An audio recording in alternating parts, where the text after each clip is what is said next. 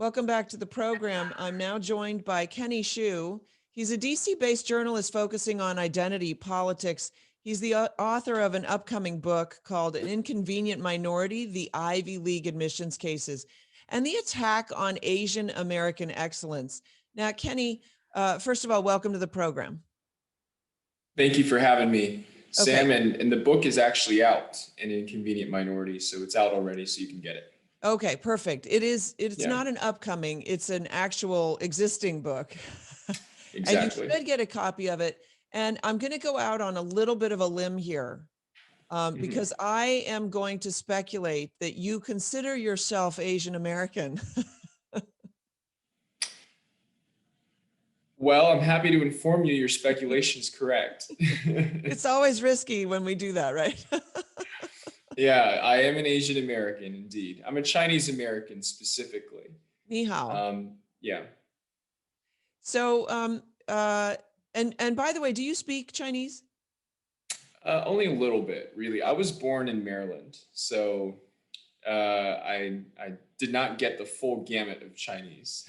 So, and it's funny because I'm a bit of a linguist, so I'm fluent in 5 languages and did not grow up speaking a second language, but I often regret not Mhm. having spoken a foreign language to my children, but I felt so incompetent to teach them a foreign language because I didn't know how to teach them a foreign language.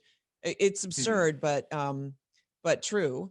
And so Really? I often I kind of I wish for you that your parents had sort of insisted that you learn Chinese while you were growing up, but that didn't happen, obviously. I think it's one of my only regrets, my early childhood experience.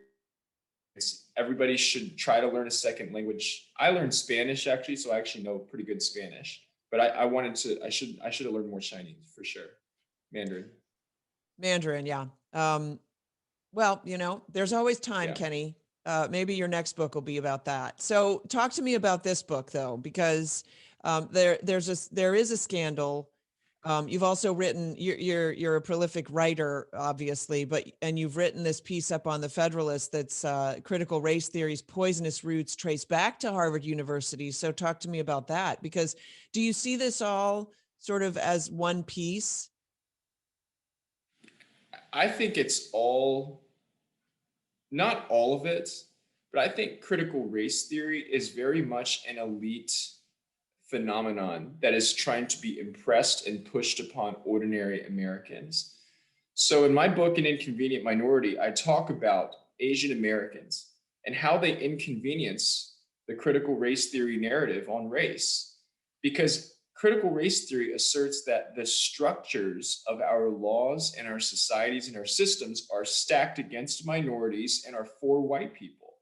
But if those structures are stacked against minorities, how come Asian Americans have been able to do better on these structures than even white people?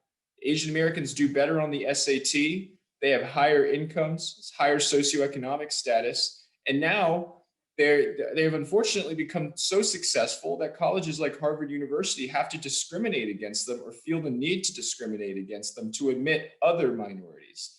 So this is a crazy phenomenon. It emerged from elite colleges like Harvard, critical race theory, and we can talk about that, but that is what my book, An Inconvenient Minority, really gets into. Right. So let's back it up for just a minute and enlighten Yeah. people as to what we're referring to when we talk about the discrimination that has happened at Harvard. If you check the box that you're Asian or Asian descent or what have you, then you are less likely to get in.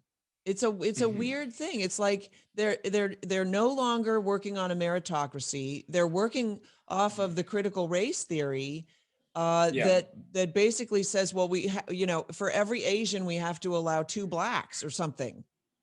Yeah. Yeah, it's a racial equity and it's treating people on the basis of race. The funny thing about so this is what happened.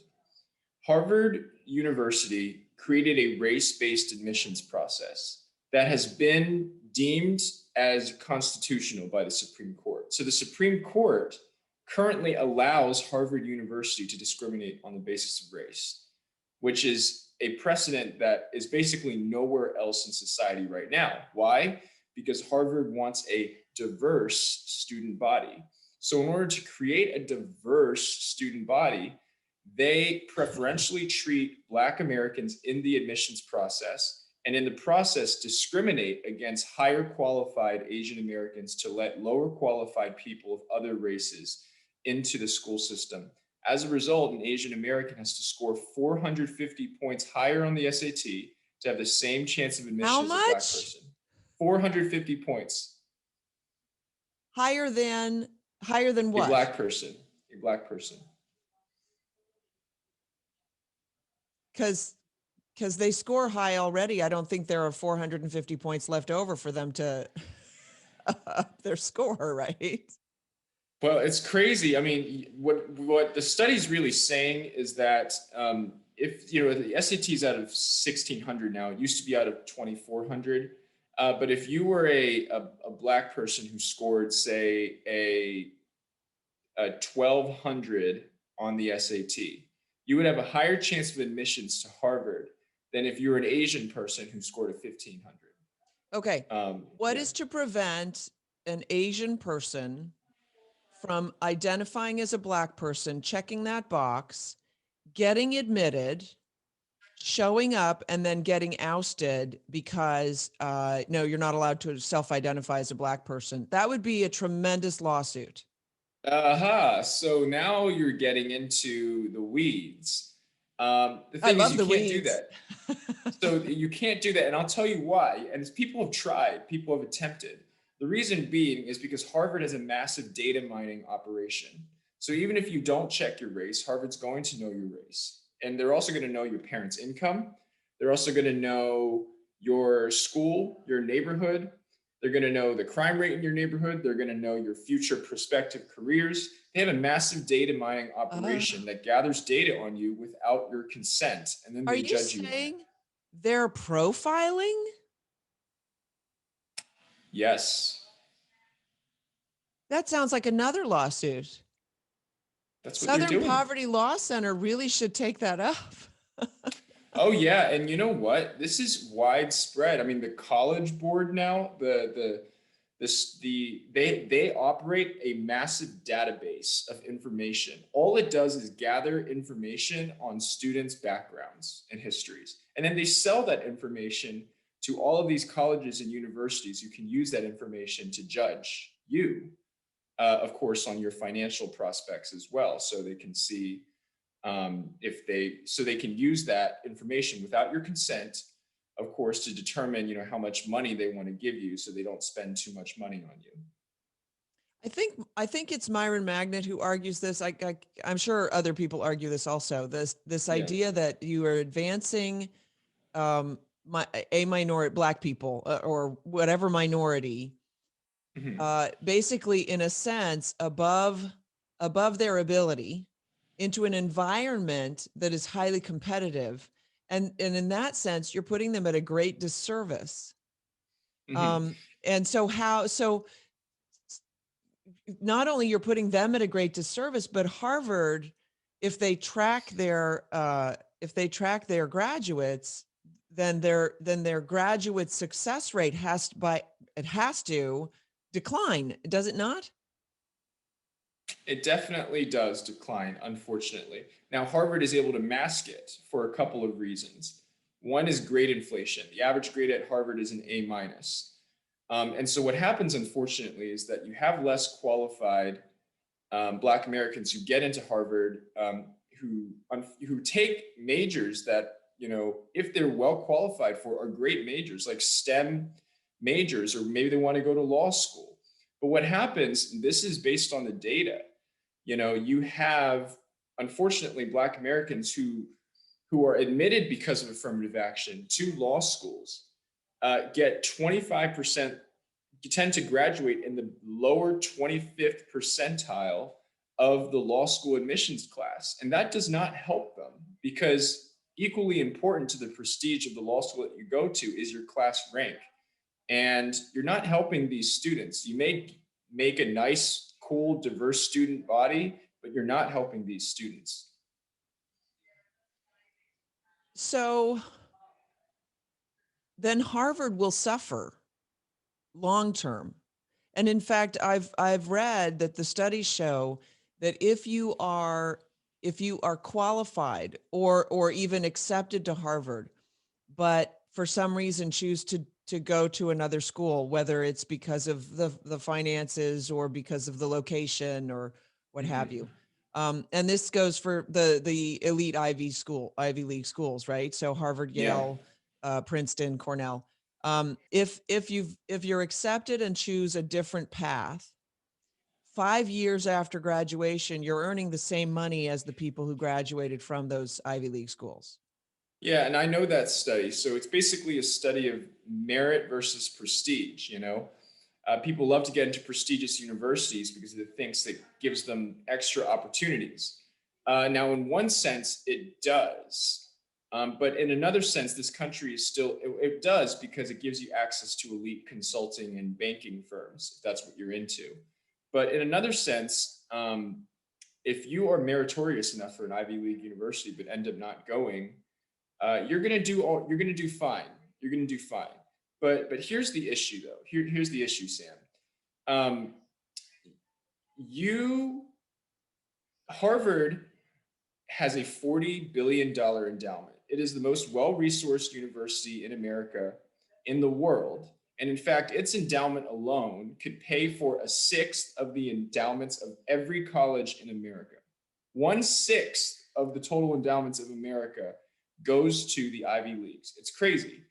And when you give that much resources to a college and a university, you kind of expect it to be the best of the best. You kind of are relying and putting responsibility on that university to produce the best scientists, engineers, lawyers, doctors, etc. And they're not.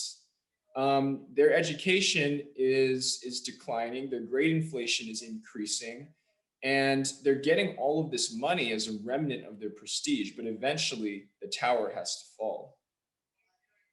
Yeah. Um, it's really it's striking to me when I saw that study, and you say, and rightly so, opportunities, you get more opportunity with the Harvard imprimatur. You just do, right? Yeah. But that doesn't mean that you are able to take advantage of those opportunities. And the people who have fewer opportunities, who have the merit of Harvard or Yale, could have studied at Harvard or Yale, they've their learning hasn't suffered, and they Mhm. perhaps are better equipped to take advantage of the fewer opportunities that they have. And so the playing field is level after about 5 years outside of college. It's very similar to the study that they did years and years ago with preschool, where they taught kids how to Yeah. read. But by the end of kindergarten, all the kids were literally had just resorted to the very same level. So the kids Well, who had advanced prematurely, say, were back down to ground level, with the yeah. kids who weren't advanced at all, who had come up to ground level. And I talk about this because I'm very much about home education. Parents are like, Yeah. well, my child's not reading, at a fourth grade level, and or whatever it is. And my Mhm. point is that, we learn things at a time in life when our brain is able to process them, and certainly not before. Now, you can learn Yeah. something after that, but if your brain isn't ready to process it, and I'm talking about early childhood development, right? If your Yeah. brain's not ready to process it, it simply won't. So I know people who unschool. That's not something that I subscribe to, but they unschool, and their approach is, well, if they need the math, they'll learn the math at the time that they need it. What if they need math to get into college, they'll learn it then. The Yeah. problem I think we face is that Go ahead. our education, the way we think about education, is just wrong. Mhm. Just there's so little basis for it, but we've all gotten on this treadmill. We went into the factory, and the factory says you stuff the widgets into the brains, and then out pops a fully fledged human being, and that doesn't seem to be the case anymore, or ever, maybe ever was. Yeah, and this is the case with gifted and talented programs too, because every parent wants to believe their kid is gifted. But if you put a kid in a gifted talented program they're not prepared for, they're not going to do well in that gifted talent. I mean, the empirical studies show that when you're at the back of a gifted talented program, you can get very discouraged. But at the Right. same time, there are kids who are doing math at a fifth grade level who are in third grade, and you teach math to them at a third grade level when they actually capable of doing math at a fifth grade level, and you're just wasting their potential. You're actually discouraging them in the opposite direction because you're not challenging them. So everybody does need to be taught in a way that does challenge them. But I agree, we shouldn't focus so much on grade by grade. Everybody needs to make the grade in everything at every time. Okay, we're going to take a quick break. I love the way that you're thinking, and I do want to talk to you about critical race theory. So we're just going to Sure. take a quick break here, and I will be right back if you're listening on radio or podcast. And if you want to catch the rest of this interview, you can tune into sorbos.locals.com and find it there with Kenny Xu. The name of the book, which is out now, is An Inconvenient Minority, the Ivy League Admissions Cases and the Attack on Asian American Excellence. And while the title talks about the specific case of the Asian Americans being discriminated against, I think this book is a very important commentary on the discrimination that we've said we've done away with. And yet here is a prestigious, probably maybe the most prestigious American university practicing in discrimination. So I urge you to get the book, An Inconvenient Minority, the Ivy League Admissions Cases and the Attack on Asian American Excellence. And thank you so much for listening. This is the Sam Sorbo Show. Hi, folks. Sam Sorbo here. Are you tired of seeing all of America's resources being drained away? I know that I'm kind of fed up, and I think the time for talking is over, and it's time that we took action to try to save this country. And there is one little thing that you can do. We saw our friends and families, jobs and businesses sort of wither on the vine, while America's huge corporations had a financial windfall this past year. Uh, that doesn't sound fair to me. That doesn't seem right. I think it's time that we put our money where our conservative values are. Are you happy that you're funding corporations that donate to Planned Parenthood? I'm not. I have found an outlet, and I want to share that with you. So email me at buyusmade at protonmail.com.